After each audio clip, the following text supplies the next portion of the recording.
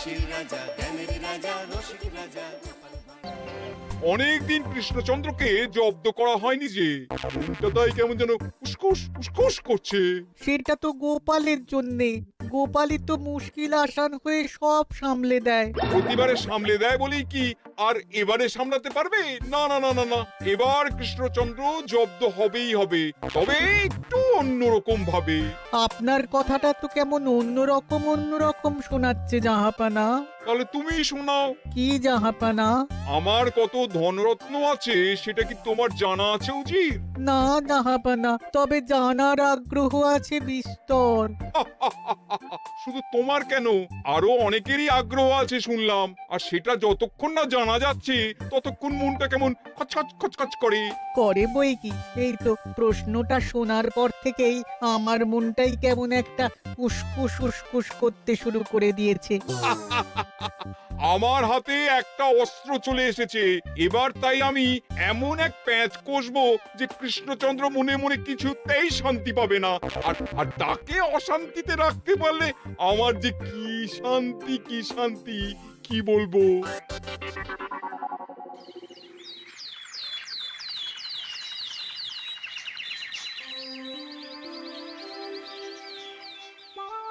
কি যে বলি, মানে এমন আমন্ত্রণ পেলে তো আর না বলা যায় না।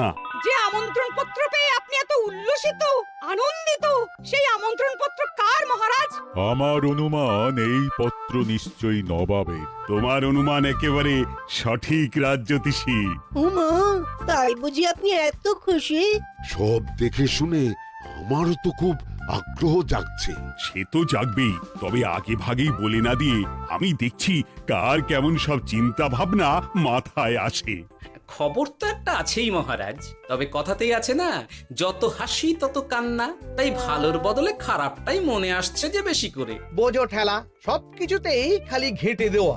সত্যি গোপাল, আজকাল যেন সবেতেই তুমি নেতিবাচক কথা বলো। এটাই তো গোপালের স্বভাব মহারাজ। সে যাই হোক, গোপালের অকর্মণ্যতা টের পেয়েই বোধ হয় নবাব শুধু আমাকে আর মন্ত্রীকে মুর্শিদাবাদে যাওয়ার নিমন্ত্রণ করেছেন। বেশ তো, ঘুরে আসুন না তবে, শুভস্য শীঘ্রম। তবে দরকার পড়লে এই ভাঙা কুলো গোপালকেই দরকারে লাগবে, কথাটা যেন খেয়াল থাকে মন্ত্রী মশাই।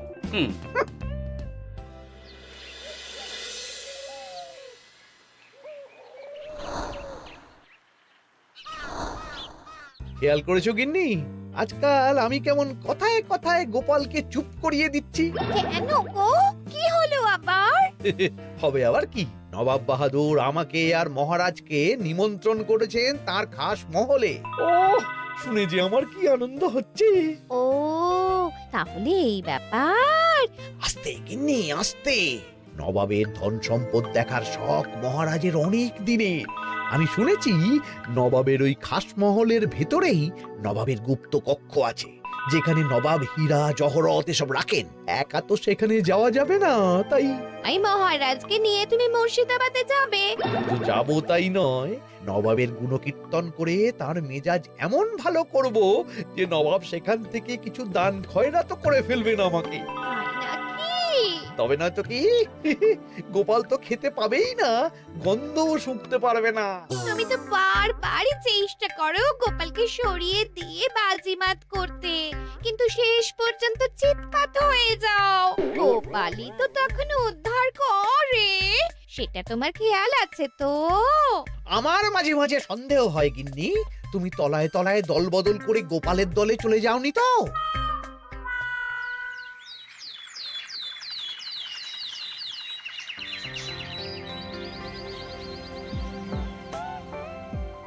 এবার বুঝলে তো দাদু, আমরা কিন্তু তোমারই দলে। ঝালে ঝোলে অম্বলে সব সময় তোমার সঙ্গে সঙ্গে থাকি। তাই যখনই পাই তখনই তোমাকে সেবা করার সুযোগ হাতছাড়া করতে চাই না, কি বুঝলে?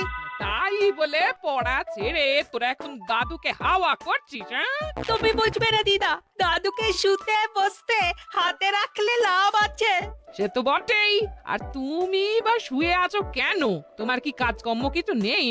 পড়ে পাওয়া 14 আনার ছুটি কাজে লাগিয়ে কদিন ভাবছি দিব্যি গায়ে হাওয়া লাগাবো, বুঝলে গিন্নি? আর আমরা এসে সেটাই করে দিচ্ছি। সে তো দেখতেই পাচ্ছি। তা ছুটিটা কি সে শুনি? ওদিকে মহারাজ আর মন্ত্রীমশাই নবাবের কাছে গেছেন, তাই এদিকে আমি শুয়ে পড়েছি, এই আর কি। কথাতেই তো আছে, চাষি গেল ঘর, লাঙল তুলে ধর, তাই না গিন্নি? কথায় কথায় দাদু ভালোই দিয়েছে। কোথায় মহারাজ তোমাকে সঙ্গে করে নিয়ে যায়নি বলে তোমার আফসোস হবে তা নয়, উল্টে তুমি শুয়ে শুয়ে হাওয়া খাচ্ছ। আমার মন বলছে শুধু আমি নয়, নবাবও বাজাচ্ছেন ওদিকে। মহারাজ আর মন্ত্রীমশাইকে ঘটা করে কি আর এমনি এমনি ডেকে নিয়ে গেছেন সেখানে?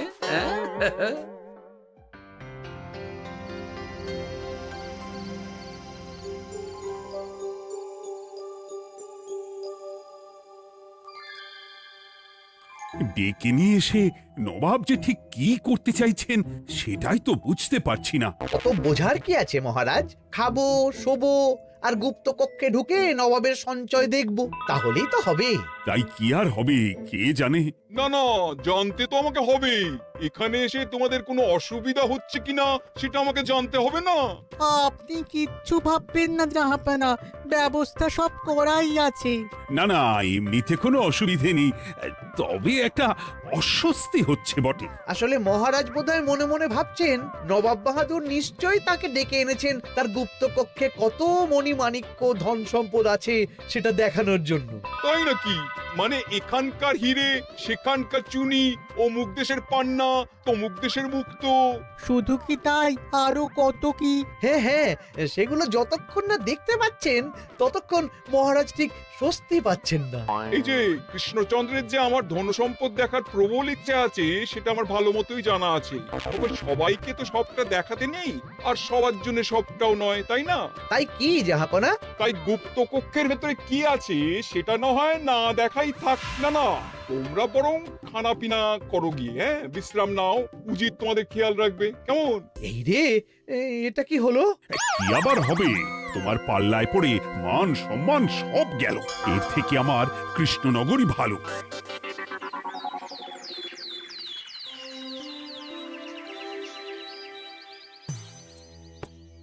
মুর্শিদাবাদ থেকে ফিরে আসার পর থেকেই কেমন থমথমে মুখ করে বসে আছেন মহারাজ।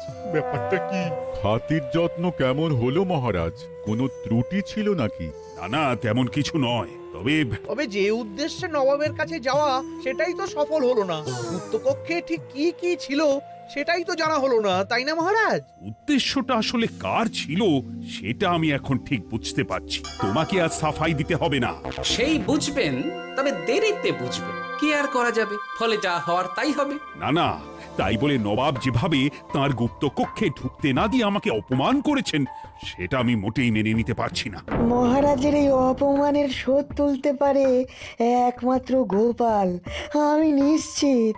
ঠিক বলেছেন, গোপাল যদি দেয় কোনো চাল তাহলেই নবাব হবেন নকল। না না, এর মধ্যে গোপালের ঢোকার কোনো দরকার নেই।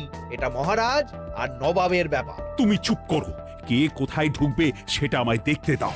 এখানে আর দেখার কি আছে মহারাজ? নবাবের মুখের ওপর তো আর কিছু বলা যাবে না। তুমি বলো গোপাল, সুযোগ পেলে তুমি নবাবকে পাল্টা শিক্ষা দিতে পারবে কিনা? সুযোগ পাওয়া যায় না মহারাজ, সুযোগ তৈরি করে নিতে হয়। তাই আমি সুযোগ তৈরিও করব আর তার সদ্ব্যবহার করব। আর এটাও বলে রাখছি, নবাবকে নাকাল করে সুদে আসলে আপনার অপমানের বদলা নিয়ে তবে ছাড়ব।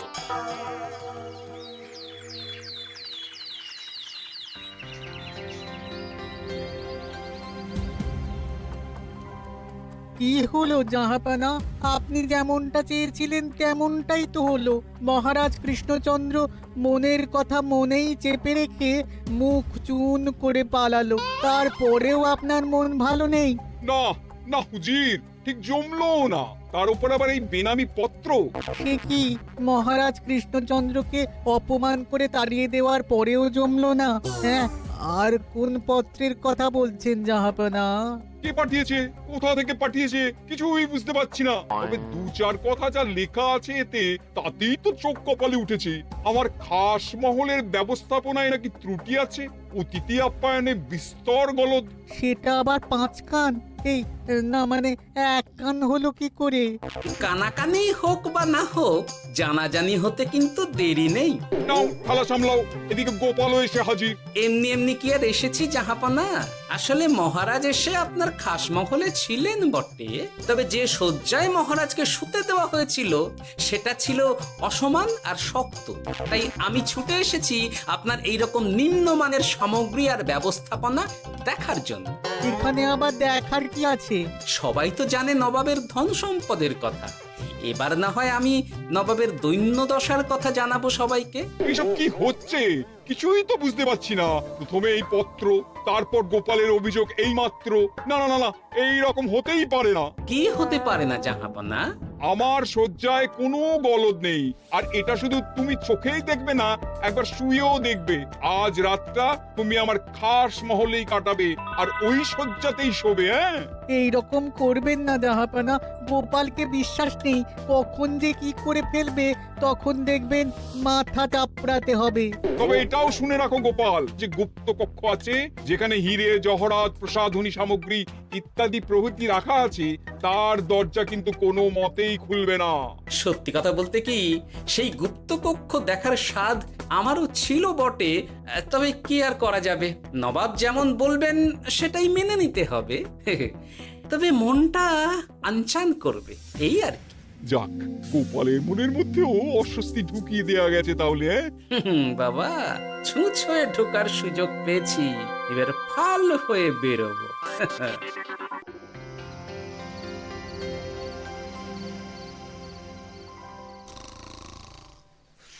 আপনি কিচ্ছু ভাববেন না জাহাপানা, গোপালকে আমি চোখে চোখেই রেখেছি।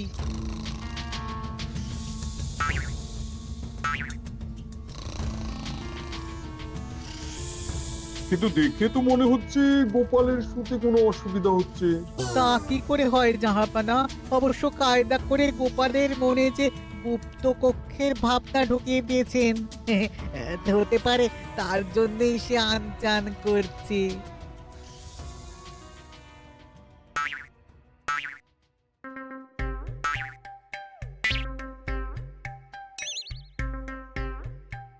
ওই দেখো, গোপাল হঠাৎ কি শুরু করেছে।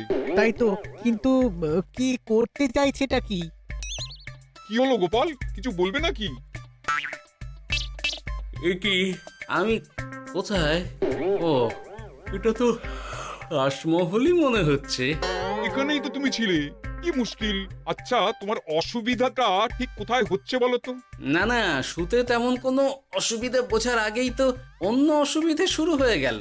আসলে সত্যি সত্যি তো আর গুপ্তকক্ষে ঢুকতে পারিনি, তাই স্বপ্নে ঢুকেছিলাম মনে হলো। তারপর সেখানে ঢুকেই দেখতে পেলাম বস্তা বস্তা ধনরত্ন। আমি তো সেই বস্তার ভেতরে হাত ঢুকিয়ে সেগুলোকেই তো হাত দিয়ে তুলছিলাম। এবার তো বুঝতে পেরেছো যে তুমি স্বপ্ন দেখছিলে। এবার ঠিকঠাক ঘুমো তাহলে।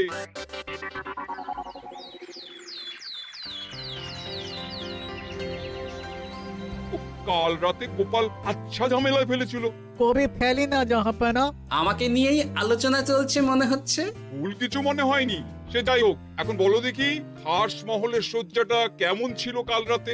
সে আর কি করে বলি জাহাপনা, স্বপ্ন দেখার চক্করে ঘুমের দিকে তেমন মন দিতে পারিনি যে। গোপাল মানেই গোলমাল, আবার বাহানা দিতে শুরু করেছে। তাই বলছিলাম কি, আর এক রাত না ঘুমোলে ঠিক মতো বলতে পারবো না। বেশ তো, আর এক রাত থাকো না হয়, তবে আমারও একটা শর্ত আছে। আগের রাতে তুমি স্বপ্নের ঘরে যা কাণ্ড ঘটিয়েছো না, তাতে জাহাপানা খুব বিরক্ত, বুঝতে পারছো নিশ্চয়ই? বুঝেছি তো, তবে যে কোনো শর্তেই আমি খাস মহলে শুতে রাজি।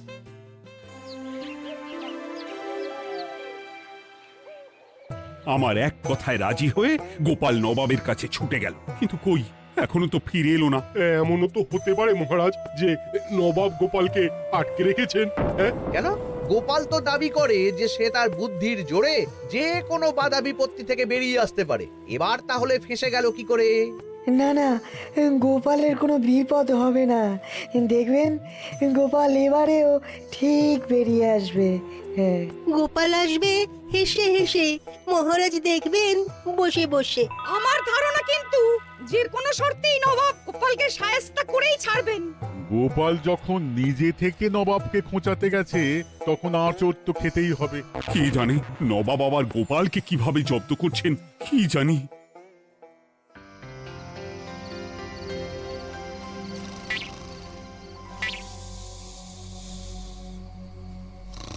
ব্যবস্থাপনায় কোনো ত্রুটি নেই জাহাপানা, তবে আজ গোপালকে না আচ্ছা জব্দ করা হয়েছে জাহাপানা।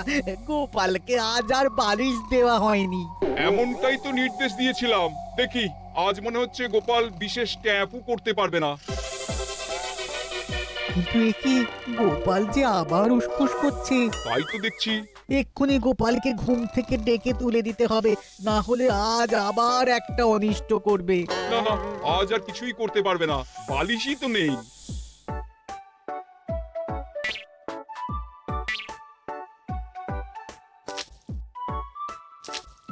এ কি, গোপাল তো আবার শুরু করে দিয়েছে। ধরো ধরো ধরো, এক্ষুনি ধরো ওকে। আরে ওঠো ওঠো, জেগে ওঠো গোপাল। আরে হচ্ছেটা কি? আজ আবার তোমার কি হলো? এ হে, আজ আবার একটা গন্ডগোল করেছি মনে হচ্ছে। গন্ডগোল বলে গন্ডগোল, জল ছড়িয়ে কি অবস্থা করেছো দেখো। আমার কোনো দোষ নেই, কিন্তু সেই আবার গুপ্তকক্ষের স্বপ্ন এলো আর গোলমাল হয়ে গেল। আজ আবার কেমন স্বপ্ন এলো? গুপ্তকক্ষের যেদিকে আরব আর পারস্য দেশের আতরের সম্ভার ছিল, স্বপ্নে সেই দিকে ঘুরছিলাম আজ। সেগুলো ছড়িয়ে ছড়িয়ে দেখতে দেখতেই স্বপ্ন ভেঙে গেল। বটে, দাঁড়াও, কাল সকালই তোমার ব্যবস্থা হচ্ছে।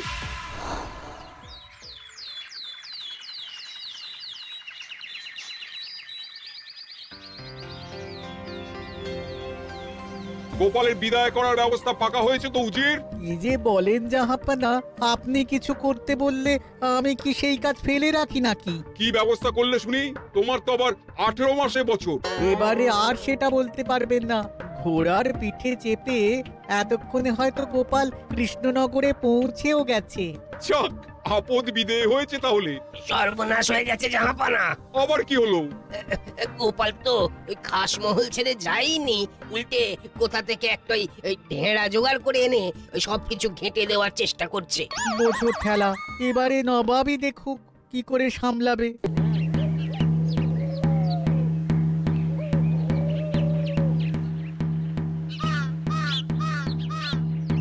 শুনুন শুনুন শুনুন, আরে আরে আরে, আরে কি শোনাচ্ছটা কি গোপাল?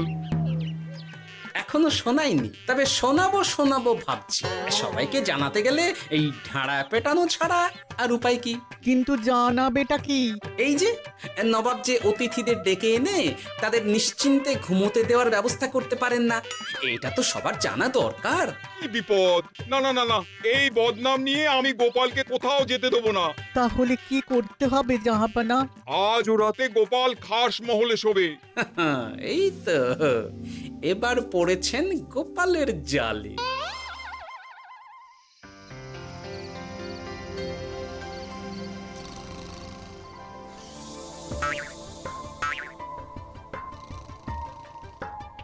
আজ গোপাল নিশ্চিন্তে ঘুমোবে। স্বপ্ন অস্বস্তি হওয়ার মতন কিছুই হবে না আজ। গোপালকে ভরসা নেই জাহাপানা, কখন যে কি করে ফেলে বলা তো যায় না। না না, আমি নিশ্চিত আজ আর কিছুই হবে না।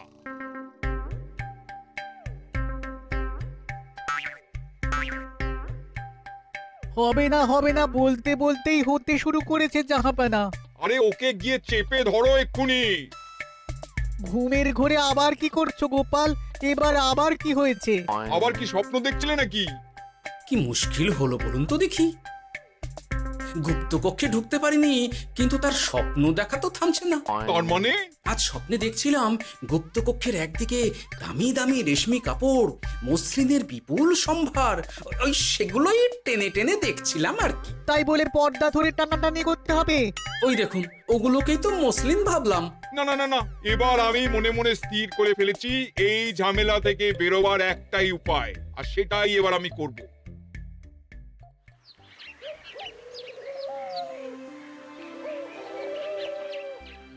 গোপালের ফিরতে কিন্তু এবার সত্যিই দেরি হচ্ছে। দেখুন, হয়তো গোপাল বেশি বাহাদুরি দেখাতে গিয়ে ফেসে গেছে। হেসে নয়, এই যে কেমন হেসে হেসেই এসেছি দেখুন। এই তো গোপাল ফিরে এসেছে। শুধু ফিরেই আসেনি, তার সঙ্গে আরেকটা সুসংবাদও নিয়ে এসেছি। হ্যাঁ, সেটা আবার কি? আমার প্যাঁচে পড়ে নবাব শেষ পর্যন্ত বাধ্য হয়েছেন গুপ্তকক্ষ খুলে দিতে, সঙ্গে কিছু উপঢৌকনও দিয়েছেন। ব্যাপারটা ঠিক কেমন করে কি হলো বলো দেখি। বলছি মহারাজ, নবাব বাহাদুর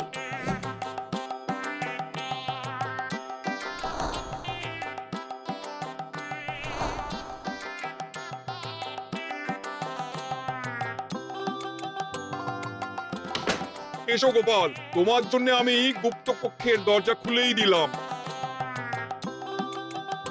তবে খবরদার, আবার উল্টো পাল্টা স্বপ্ন দেখে ঘুম নষ্ট হওয়ার বাহানা দেবে না। আর কৃষ্ণচন্দ্রকে গিয়ে বলবে তারও আর গুপ্ত কক্ষ দেখতে আসার কোনো বাধা নেই। আর একটা কথা,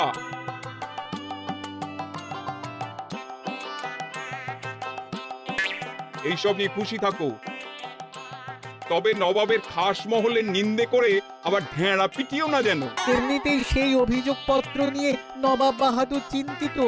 সেই চিন্তা ঝেড়ে ফেলুন জাহাপনা, কারণ ওটা আমারই দুষ্ট বুদ্ধির ফল। অবস্থা বুঝে ওই ব্যবস্থা আমিই নিয়েছিলাম। হ্যাঁ, আগে হ্যাঁ। সাবাস গোপাল, তুমি তাহলে শেষমেশ যে কোনো উপায়ে নবাবকে মাথা নোয়াতে বাধ্য করলে। আপনাকে কেউ অসম্মান করলে আমি যে নিজেকে সামলে রাখতে পারি না মহারাজ। সত্যি গোপাল, তোমার তুলনা হয় না।